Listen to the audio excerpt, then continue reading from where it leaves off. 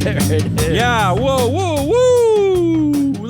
Yeah. Live from your ESG compost bin. I've used that joke so many times. You've done that one before. It's a Business Pants Friday show here at September 13th Lane Studios. Ooh, Friday the 13th, featuring only one of your favorites, Matt Moscardi. Yeah, Analyst Hole, Matt Moscardi. Woo. Yeah, please. Give me my honorific. On today's weekly wrap-up, ongoing drama at Boeing, AI Darth Vader, ooh, more AI, strawberry-flavored AI, and Adam Newman continues to fail. Yeah! Which means that people continue to back him financially. That's what it really means. It always is the same story. Hooray! Today's show is brought to you by freeflowanalytics.com. Everything you ever wanted to know about who runs public companies, all for free. That's a very short version of that copy. I don't like that one. It's too short, too brief. Well, add to it. You keep complaining about it, but you don't do anything. Let's get right to it. This is our Friday show where we cover the week. We look at the story of the week. We look at the goodliest story of the week, assholiest, exhaustingest, all the favorites. Well, before we get into it, I want to tell you. I didn't tell you this yet. Go ahead. I'm playing for the first time in 20 years in open mic night tonight. Okay, so for those of you who live within 10 miles of Matt's home, which we're not going to disclose, show up at an undisclosed, I'm guessing, coffee shop. If you live in central Connecticut, you can go to the coffee, it's like Coffee Stop in Simsbury. It'll be two like withering 40-plus-year-old dads, and a bunch of high school students. It's going to be great. Come check it out. 8 o'clock. And what are you tonight. doing? Open mic? You're stand-up comedy? Harmonica? No, it's music. I'm literally playing songs that I wrote 25 years ago. It's going to be the most pathetic sight. If you That's want, good though. If you want a touch of pathetic with your night, come and see it. I won't that's be how there. you should start your week. Friday the 13th. That's how you can end your week. Let's do the story. Yeah, come on.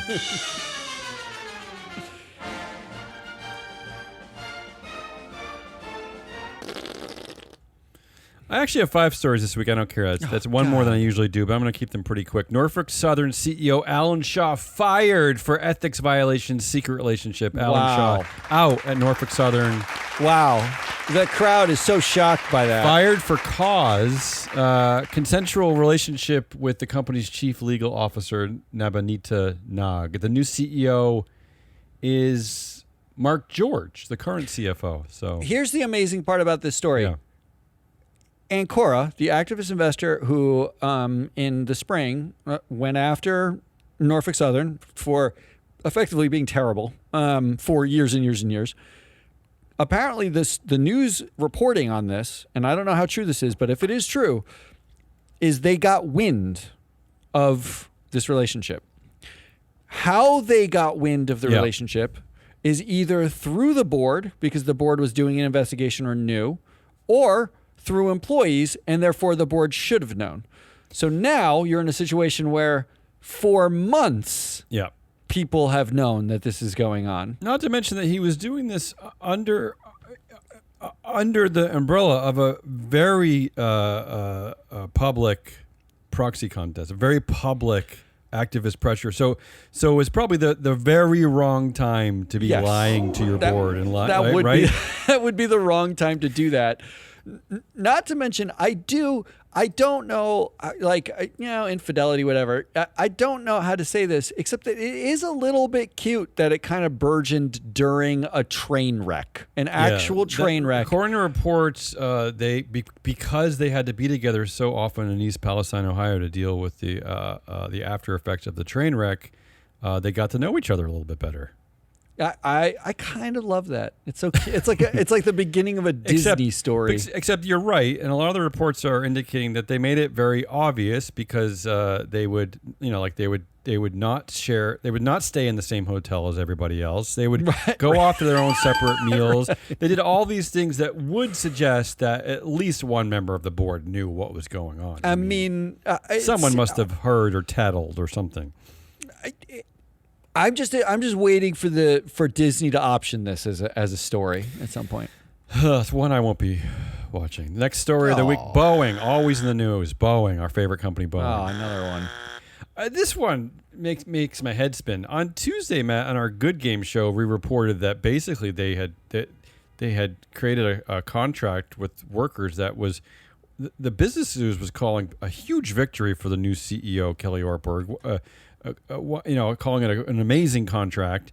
Now, as of Friday morning, the headline is that Boeing factory workers strike for first time since 2008 after overwhelmingly rejecting contract. Now, I don't think that headline is actually accurate. So what they've done is they've voted 95% of the workers voted to reject the contract, which included a 25% pay rise, and 96% voted to authorize a strike. But I don't think they've gone on strike yet. They haven't gone on strike. I think it's a negotiation tactic, a good one, which is that, hey, if you don't go back to the drawing table, we're gonna go on strike. I just like that. Like the Business News reported that it was a major victory. Yeah. That they Ortberg handed the contract to them. Yeah. And then the union read the contract and said 95%. That's like a director vote. This is so bad that all of us hate it. Yeah. You managed to make all of us upset. Because a lot of the votes we've seen recently, especially with the UAW, they've been pretty close votes. This is a whitewash. This is what this is? Contract, obviously. Know what this is? This is the Leverage.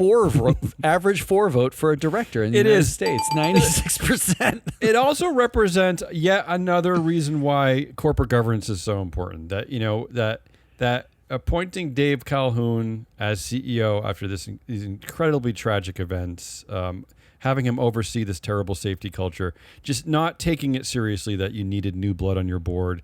This is what happened in that.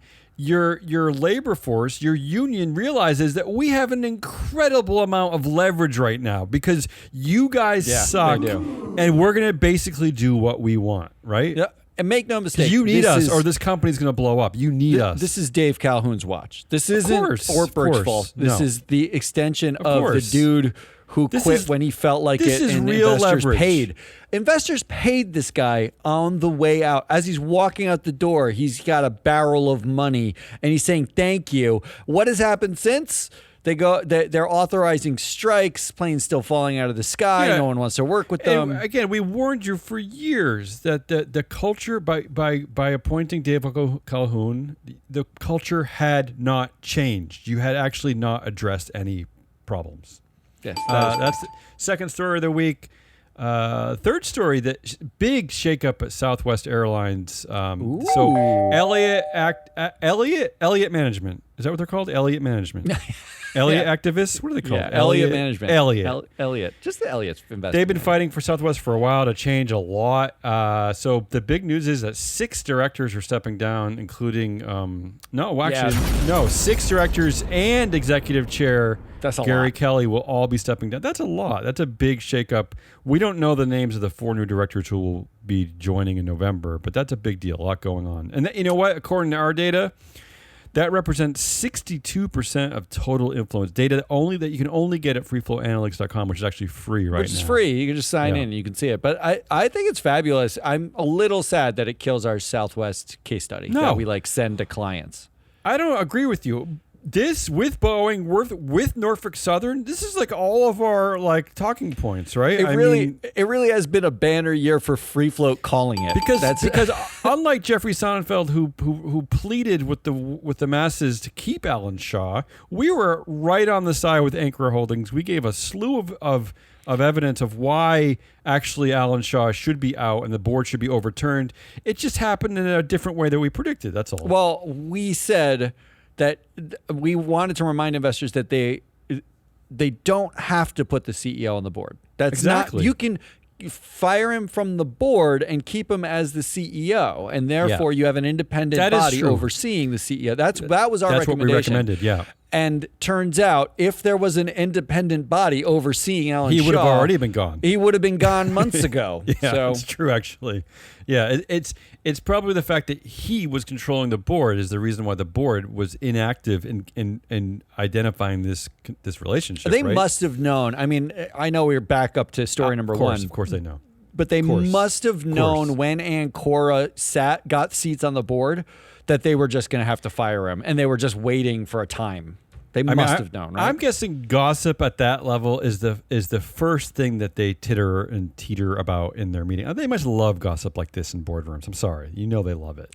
It's the only entertaining thing that happens. The fourth big story, which doesn't seem as big after all those other stories, but I wanted to include it because it is a sizable chunk. Apple has to pay Ireland $14 billion essentially for back taxes. But you know what? If I did my math right, it roughly represents 3% of the GDP of Ireland. That's a big deal. Holy moly! Right? I think their GDP is roughly like $500 billion. I mean, so this is a pretty big win for Ireland. This is a lot of cash. I mean, how many years of back taxes is that? So really, what you should be thinking is Apple may have robbed Ireland of 3% of their GDP by not paying taxes that they should have. And finally, I included this one for you. Maybe this should have been a goodliest, but I couldn't not include this one. On Tuesday, Prime Minister Anthony Albanese of Australia, Australian Prime Minister, announced a plan to introduce legislation into Parliament to block children from social media and other digital platforms until the age of 14 or 16 or That's roughly. lovely. This seems like a huge deal. How they're actually going to control this, how they're going to verify for age, I don't know. But essentially, Australia, in a nutshell, Matt, they want to ban children from social media. You know what? Let the people cheer. Let the people have their love moment. this. But here's the problem. Yeah. First of all, it's just introduced. And it's Okay. not passed. And second of all, you know this stuff is coming. You know this is coming. Second of all, you know all of the social media sites say they already comply by having a minimum age you're supposed to sign up for, and then they which is a just yes or let no button. 7-year-olds on it. It's kind of like when I go to like a vodka website and it just asks me to input my age manually. This is all about the enforcement of it, not the thing. It gives them the ability to Changes are enforce coming, it. though. France, I know, is piloting a program to ban smartphones from all school students. So the changes are coming. That's all I I'm love gonna that. say. I'm behind that. Backlash Why is that not here? That should be the... backlash is slow. So those are my 5 big stories. All right, so we got Norfolk Southern CEO fired. Alan Shaw fired. Kelly Ortberg gets his first big loss in a union voting for a strike. Southwest board loses 6 members. I mean, they were mostly dead anyway, weren't they? Okay. I mean, they were like 85 years old. Here's some of the ages of the people leaving: 77, 77, 77, 80, and 69. Someone's 57, but that's a lot. Yeah, that's a lot of people that we've been complaining about for years. Like, why are they still here? They're nearing what are we doing? They're nearing their actuarial table mortality rates. And Apple's paying 3% of GDP back to Ireland, and Australia plans to ban children. I know. You can forget that one. Plans. I just wanted to talk about that one. You can forget that one. Look, the Boeing strike is going to be a big deal if it happens. Now, it's live and happening like now, so they may have already story's gonna struck. change. It's going to change, but that's a big story, especially if they walk off, because Boeing cannot afford it. They already can't. They already haven't sent a plane out in a million years because they can't build them because they stink at that. And now there's no one to work on the planes. That's even worse. That said, this comes down to Norfolk Southern or Southwest to me. I've never seen an agreement at a company before it went to a proxy contest where 6 directors resign within the next 2 months, or a company like Norfolk Southern, which everybody knew they stunk, voted for Alan Shaw to stay, and now he's out. Right? Mm-hmm.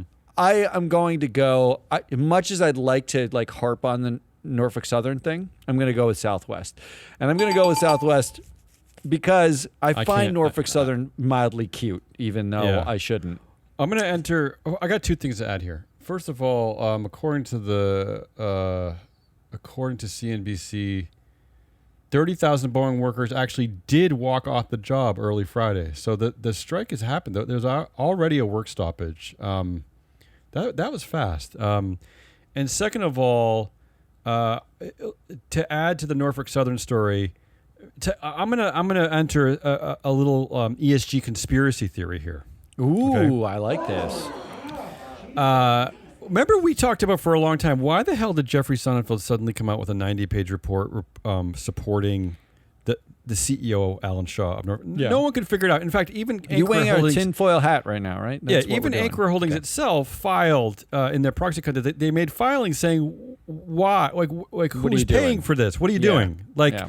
and of course, we never heard again from Jeffrey Sonnenfeld of where this. Because I think the idea was like Norfolk Southern or management clearly paid for this report. Why are you doing this? Or Alan Shaw shows up to Jeffrey Sonnenfeld's class from time to time, and it's important to keep good. It could be who Okay, knows? so here's where the conspiracy theory is. Alan Shaw knows he's in trouble. He knows he's breaking company law. He's having an affair with the chief legal officer, and he's like, "Hey, Jeff, I kind of need some help right now. Kind of struggling. Why don't you throw a big report in my favor? Help me out. Throw me a bone. I need to get through this. If I can get through this activist campaign, maybe I can keep my job because I got the boards all on my side. They're all my buddies. Maybe I can get them to have me keep my job, even though I'm having an affair with the chief legal officer. That's my theory. That was the But sound if of I'm my head wrong, popping. Jeffrey Sonnenfeld, reach out and tell us, like, what is the story? Like, where did this report come from? I don't think he will. I don't. All right. So that's the story of the week. Southwest shakeup, again, representing 62% of total influence, which is significant. So that's it. All right. Let's do something else. We now have. Why don't we go to good? Goodliest? Let's do Goodliest of the week. And then we'll go to Exhaustingest. All right. So Goodliest, I got 3 quick headlines for you. Go for it. Number 1, Hasbro CEO.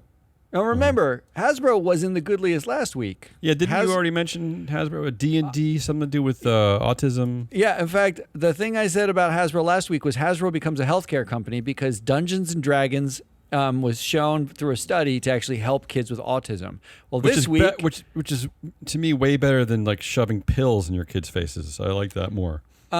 This week they may have undermined that now that I think about it. But I somehow still like this for myself. Yeah. I like this for myself. Hasbro CEO says AI will become core part of Dungeons and Dragons. Okay. Here's what might be one of the few areas of AI which I'm okay with. That's what I mean. Which is coming up with, like, a lot of us, I know times have changed, but when a lot of us were younger, and sometimes like we're playing a board game with friends, maybe we didn't have a 4th person to sit at the board, right? Yeah. I think that's a perfect use of AI. Let them play board games with your children, or you know what I mean? Like that could be a nice thing. I mean, the social aspect is the thing that was helping the kids with autism. I'm not suggesting it's the only friend. I'm suggesting it could be an extra friend. Offering this means that 45-year-old loser dads like me can play Dungeons and Dragons again because I don't have friends anymore. I've just got kids and like no time. Oh, so you're going to send the AI to the coffee house tonight to sing for you, and you're going to stay home and play D&D by yourself? That's an idea. That's not your worst idea. All right, number that's 2, a good story. Yeah.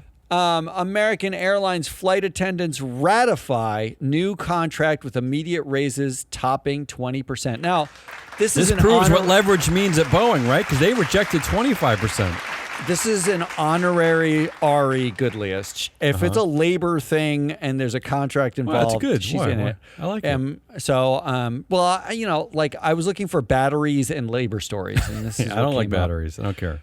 And last, the second greatest use of AI outside of Dungeons and Dragons in my mind. Yes.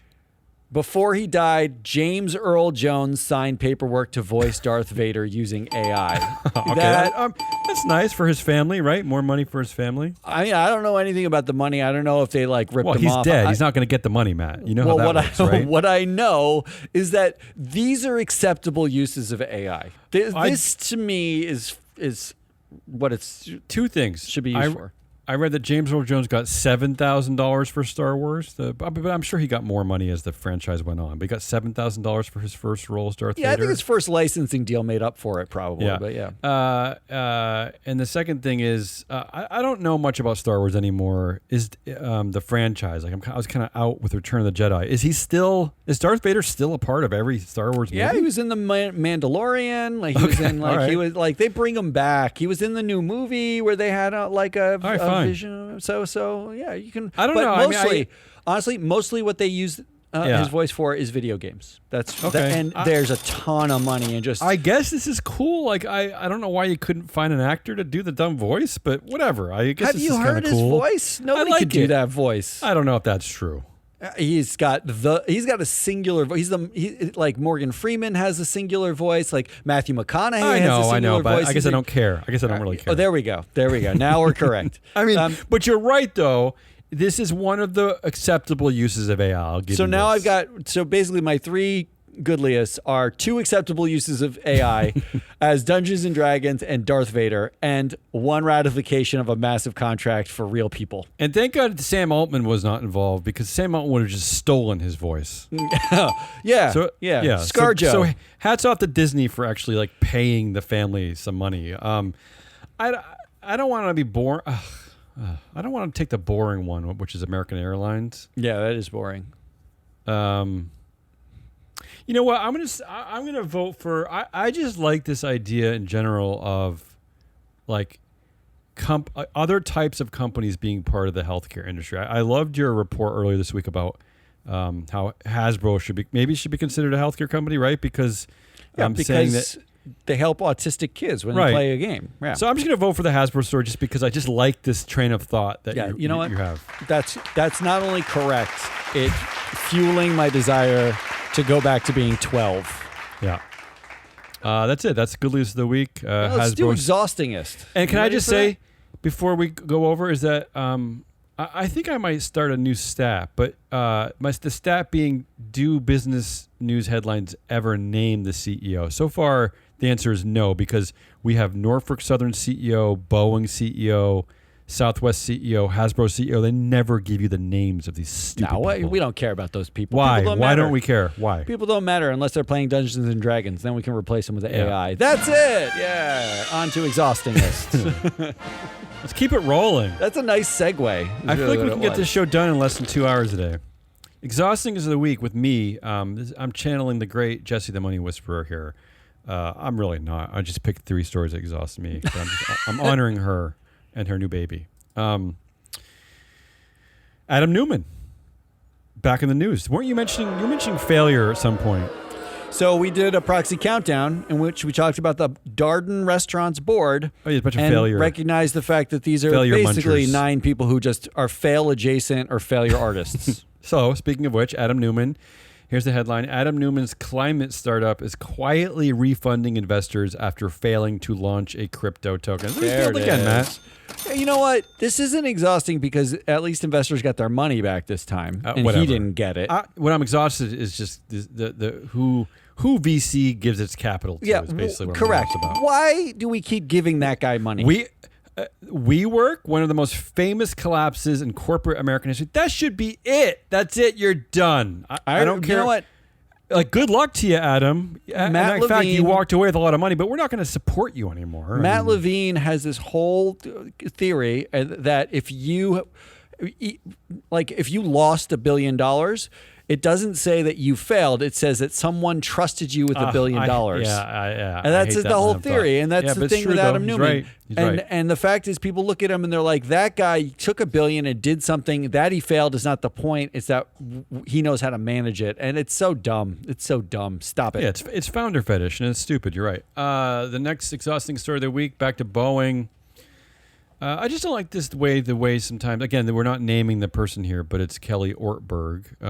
Boeing boss tells workers strike would put recovery in jeopardy. You know what? Put the company in jeopardy? It was company management and the board of directors. It's not the workers who are threatening a strike. They're not putting anything in jeopardy here. That's not how this timeline actually works. You know what, Kelly? Learn from past mistakes. Try 13 years of mismanagement and 25 or 30 years of misallocated human capital. Nice try. And you know what? Yeah. Your threat didn't actually work because they actually went on strike this morning. That's the second one that exhausts me. The third one is just I don't know what to call this. Just the racism. There's just racism. Can racism exhaust me? Am I allowed to say that? Because it does. I'm pretty sure it's exhausted me my you whole can, effing life. Yeah. Here's the latest headline. Activist investor kicks DEI obsessed Southwest Airlines leadership to the curb. So Matt, there's some asshole out there who is recharacterizing this story as the reason why they're failing, and what they're really doing here is that they're targeting the DEI members of Southwest Airlines. That's the failure here, right? It's not, has nothing to do with anything else. And here's some of the information from this article. They say that the prevalence of DEI initiatives across the airline industry has drawn scrutiny following a high number of high-profile mishaps, and in the case of Boeing, deadly crashes. See what they're doing? Yeah. They're conflating DEI practices with deadly plane crashes. But See you that know racism? what you did? You know what you did here in that quote? You didn't. There was a link in that quote, and with the word scrutiny. And when you click the link, it's the same on Twitter? publisher who put out this story, linking to their own story, just saying that's what's happening. You're that's right. the drawn scrutiny. You're it's right. all like an echo chamber. And the next one is a quote from a racist American Airlines pilot, just one pilot, who says, if you're looking for a diverse workforce and not a qualified workforce, you've got issues. Okay, yeah. Again, we're into the Donald Trump, J.D. Vance world of racism, and you're right, it's one horrible racist pilot, But to be fair to me, my news feed picks up these stories. Like, I'm getting these stories. Be fair to you. That's what I'm worried about. So I'm just tired of the horrible racism that I'll call it the Vivek Ramaswamy version of racism, which is conflating diversity with merit. Like, it's full of shit. It's horrible. It's ugly. Stop it. I did so one of the things they talk about in this article, because I almost chose this as, I thought about choosing it for assholiest, but then I thought about choosing it as goodliest because it was funny. That's not the right use of goodliest. But the one of the things they quote is the fact that Southwest had set a goal to double the diversity of its executive leadership. And they're citing that as a reason why Southwest is failing. Now, first of all, it ignores the fact that for the last 20 years, the people sitting on the board have not been diverse, right? So all of their failures happened under the non-diverse watch. And those are the people leaving. I think I looked at it. I think out of the 7 people leaving, there is one black woman, but it's 6 old white guys. It's 6 old white guys. Maybe an old woman, white woman. Literally everything that they're complaining about happened because it was old white guys in charge. Second of all, the number that they're doubling, they have 70 people in. I went through the report. They have 70 people in the executive leadership team. Of them, 10 are diverse. Yeah. And the number they're doubling doesn't even get them to represent the country in terms of like the talent pool. Well, so what are we talking about? This is brilliantly stupid. I want to also point out on the proxy countdown that we're going to release this week, you had this brilliant thought to draft a new board at Darden Restaurants, because the current board doesn't seem to have the skill set, right, that should be at a Darden Restaurants. And all you were doing is focusing on core key skill sets for the board of Darden and high-performing directors according to our metrics that have absolutely nothing to do with demographics. I didn't look at one demographic. Nothing to do with race, gender, nothing. Race, gender, Harvard, none of that. Nothing. And here's what you picked is 3 women, 3 men, 3 white women, 3 white men, an Asian director, a black director, and somebody else, maybe a Latino director. So again, merit, diversity. They have stop. There is stop doing this. Stop. They aren't inversely correlated. No, jackasses. Stop. And finally, I have to do this. I have to do this every week. No, you don't. I can see the production note. You do not have to do this. Until Tesla shareholders. Until Tesla stakeholders, that includes customers, you don't have to until the Tesla board finally wises up and gets rid of this complete, absolute, horrible excuse for a human being. I'm going to keep harping on it. I'm just going to give you one headline. Elon Musk threatens to impregnate Taylor Swift. So this asshole basically said that he was going to put a baby into Taylor Swift in response to her endorsing Kamala Harris for president. Come on. Sure, really, board members. I'm not voting for Elon Musk. Okay, you don't have to vote for it, but I'm going to repeat this every week. Shareholders, board members, stakeholders, enough with this guy. Get rid of him, please. Part Get of the rid him. reason why Get he rid of keeps him. tweeting this stuff is he gets oxygen from the attention. And if Well, it's his company too. He's tweeting on his own platform. But if you ignore, he doesn't say anything Why should interesting. But why should we ignore him? Why? Because it's the job of the board to kick him out and investors to say that guy needs to shut up. But other than that, to be I fair shouldn't generate 600 headlines a day. But to be fair to Alan Shaw, who is having a consensual relationship with the chief legal officer who's fired for that, I think you should be fired for this kind of rhetoric when you're running a publicly traded company. He should have been fired literally 300 times since. All right. What's your vote for exhausting the week? Yeah. The fact is, do we remember when Trump got kicked off of social media for the most part and how quiet and nice it was? Because all the headlines just were, what did he say today? And that's what Musk is. It's the exact same thing. And he gets his, it's like that the Simpsons thing where they get their power because you're looking at them. Just look away. Do something else. I'm only reporting this because he still is one of the more powerful directors and CEOs in our database. Once they get him off that board, we don't have to cover him anymore because he just runs privately held companies. I'm hoping Casper McCormick in Delaware Chancery Court doesn't pay him, says that shareholder vote is null and void. What's your vote? My vote, all right, so there's four options here. Adam Newman returned money but got money. Boeing's boss blames the workers. DEI obsessed Southwest Airlines leadership has been the problem, and Elon Musk threatens to impregnate Taylor Swift. I wish you hadn't said that out loud again. Well, you made me because I have to do a summary. Yeah. I am going with Boeing boss tells workers strike would put. Wait, so it's not their fault? It's exhausting that we just keep when the workers basically stand up and say, okay, that's enough. Then everyone says, oh, if you guys, it's one thing if management wants to reorg, shake up the company. We want to create a culture that's terrible. We want to create a culture. That's up to us. But if you guys say anything, you're going to destroy the company. Let's not forget it's your fault. Another thing that we've reported on a lot is that it's not like Dave Calhoun's pay suffered. I mean, and there's been no suggestion that they're going to claw that money back. So I'm going with that one. He's been getting raises. All right. I'm tired of that. Let's do Assholiest. Come on. Yeah, that's me. I'm surprisingly quick today, though. We're not really that quick. We're still 32 minutes here. All right. Your segment tends to be data. 7 hours. Yeah. First headline, OpenAI launching strawberry model with human-like reasoning as soon as this week. Yeah, I saw this headline. What does that mean? All right. Well, here's the part that I found assholey. Yeah. This is a quote from their website. Quote, we founded the OpenAI nonprofit in late 2015 with the goal of building safe and beneficial artificial general intelligence for the benefit of humanity. A project like this might previously have been the provenance of one or multiple governments, a humanity-scale endeavor pursuing broad benefit for humankind. Yeah. And then they go on to say, quote, we always suspected that our project would be capital intensive, which is why we launched with the goal of $1 billion in donation commitments. Yet over the years, OpenAI's nonprofit received approximately $130.5 million in total donations. So they set a target of $1 billion. They got $130 million.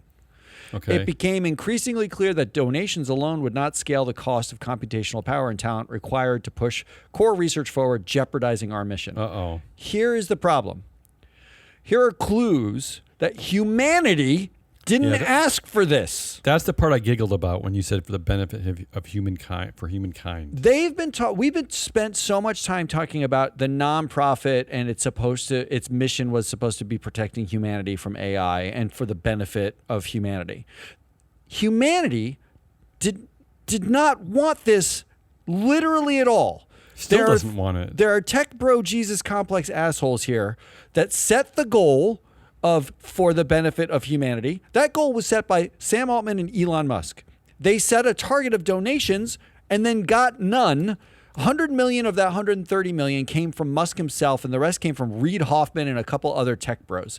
So basically, what we're talking about is their pivot from nonprofit to profit now, and they're doing this thing of human-like reasoning and general intelligence.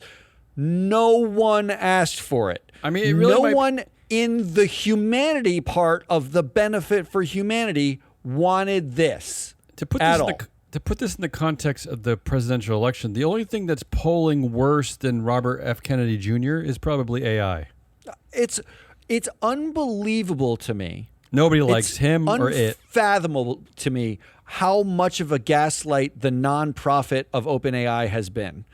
Every time we talk about it, when the two women on the board fought to get rid of Sam Altman and then they got ousted and replaced with Larry Summers and Brett Taylor of like endless tech broism, when it was founded, they set a goal of $1 billion in donations, got 130 million, because what happened was literally no one in humanity wanted artificial intelligence for humanity.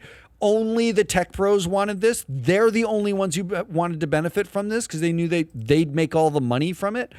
I don't understand why we even like have a conversation as if that this is what this company's supposed to do and they're breaking it.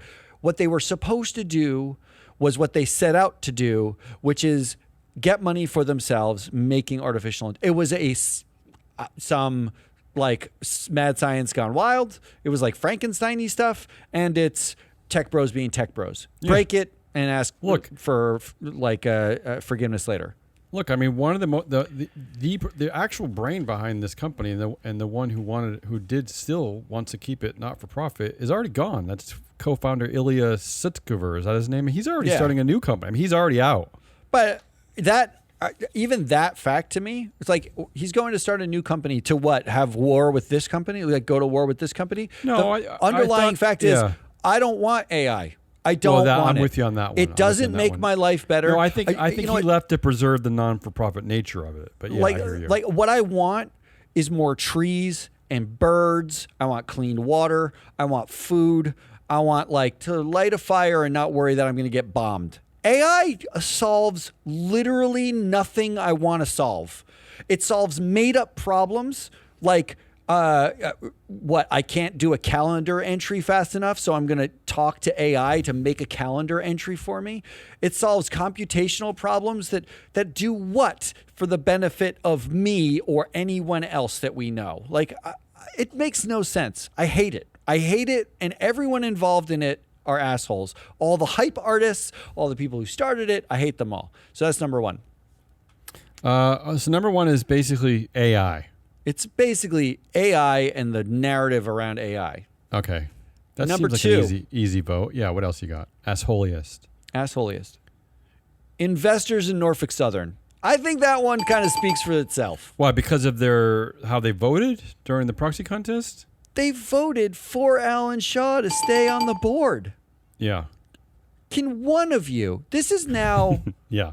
This is now the third time. So just in the last year, we had Musk's repay vote, which everyone was okay with for some reason, and the board. They re-elected Kimball Musk. All right, say no more. Boeing's board vote and the Norfolk Southern board vote. Now, at least in Cora won. Yeah, investors. You have investors every week as assholes, just like I have Elon Musk every week on exhausting us. But now is when they are shown to have been assholes because now we're literally axing the CEO 4 months after the proxy contest. What else? And then here's my last one. Here's the headline.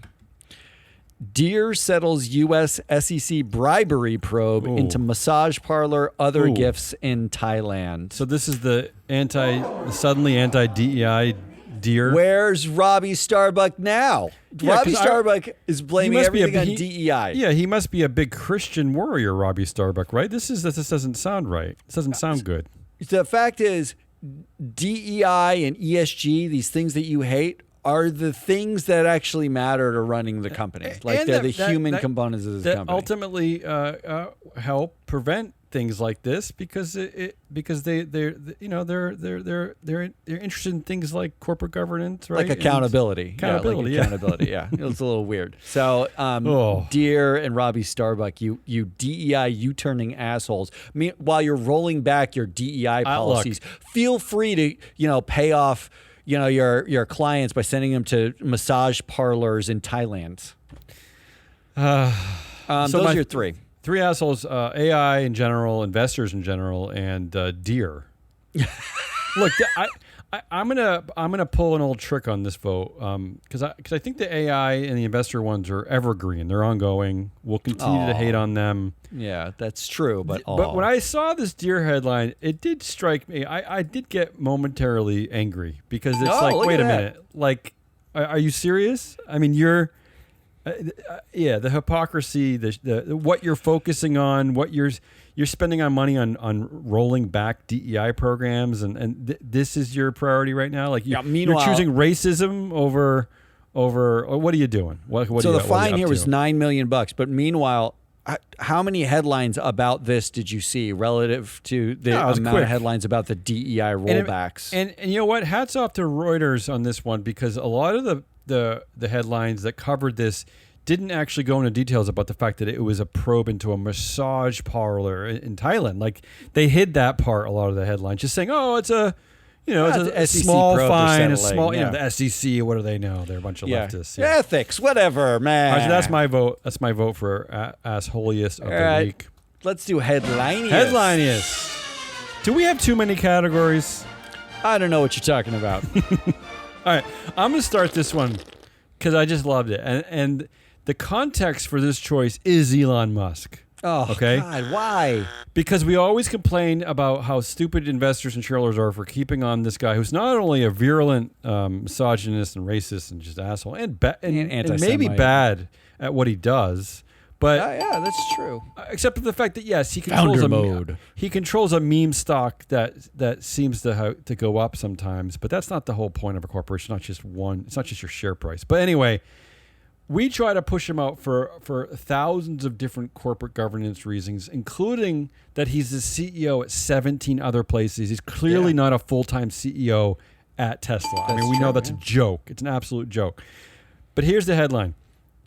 Tennis Channel ousts CEO citing time spent advising Dr. Phil. What? Really? That's the only reason they needed is that he was spending too much time advising Dr. Phil. Wow. That's according to the Wall Street Journal. That's all it took for them to fire him. You know, when we're looking at the Tennis Channel as a source of corporate governance, that's not a great sign. Mine is much lower brow than that. Yeah. My headline is, "It takes only one Cheetos bag to have world-changing impact on an ecosystem," National Park says. Yeah, I was going to pick this one actually, but it depressed me too much, so I couldn't. Well, I don't want to tell the National Park, but it actually takes a lot Who's littering more in than a cave? Why would you litter? And why do you even need Cheetos on a walk through a cave? Really, everything about this is wrong. Yeah. It takes more than one. Who eats Cheetos anymore? The Especially National Park, on a tour, on a walking tour. Yeah, like what are you doing? Who litters in a national park? I don't even understand imagine that part? conceptually. Can you imagine? And then who's the national park saying this to? Like I don't. Of it is. I'm watching the show Mad Men. There's a great scene. You know, it takes place in the early '60s, really, and part of what's wonderful about the show is just pointing out the cultural differences between then and now. There's a great scene where Don Draper's family is enjoying a picnic on the side of the road, you know, at a beautiful lookout. They have this big spread. They have this, you know, with all the fixins, all the plastic that goes with a big takeout meal. And when they're talking about the beautiful country and the view, and they're like, "Oh, this is wonderful. We should do this more often."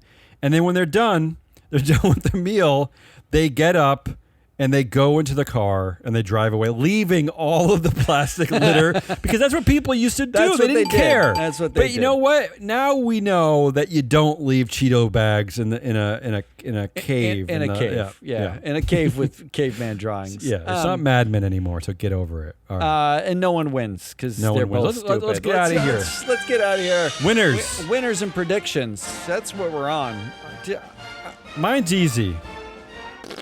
For winners, mine's easy, and it speaks to this historical moment of leverage for the union at Boeing, which is coming off of like 10 years of corporate governance failure. They realize that they have so much power that 96% of them vote to authorize a strike. So I'm going to say Boeing workers are winners because I think that Kelly Ortberg. I think they're going to come back pretty quickly and solve that. Oh, they have to. This is not going to be a Mary Barrett GM situation, right? They're not going to lose billions of dollars just like twiddling their thumbs, right? No, I think they're going to fix this. They've already lost billions of dollars, breaking their winner? planes. I got two winners. The first one is Ancora. I think it's obvious that Ancora is the big winner. It's a kind of a backdoor victory. Yeah? I mean, but it's a win. It's a Still win. a win. They were right about everything. And right? us, us. The second winner is Adam Newman, actually. Okay, well, he's a constant winner, really, if you think about it. Well, look, there's nothing that can better help your standing than giving the money back to investors. Now they're going to start to think of him as not a failure. He's the guy who gave them their money back this time. So he's a big winner. I think that makes him a winner. Predictions for the week. All right. You go first. I have a longer one. I have a prediction that if you listen to the Proxy Countdown, which is our other show, I did a whole board draft, like you said. Drafted new board members. Darden Restaurants is actually quite brilliant, yeah. Darden quite serious Restaurants. and good, yeah. I think in the next 12 months, we see our first board trade. Oh, God, I hope so. A real trade in which two companies announce that the directors are swapping from one company to the I love other. This. Why wouldn't this happen? I don't know, but I think it's inevitable. I don't know why we don't do it, and we're gonna keep talking about it. Like, what director would be upset? They still have the director job. It's a great job. Like, you get a buyout, new friends, like equity matching. Expand your network. You expand your network. You still get the cred. My prediction. Okay, I don't have a prediction. I just glow. I'm just gloating. I want to glow. I think this is the first time any of my predictions remotely came true. So here's my prediction from just last week. Okay, I'm going to quote myself.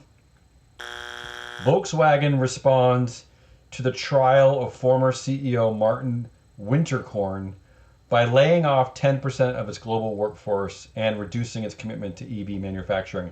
And here's the headline from Wednesday. This is Wednesday, 2 days ago.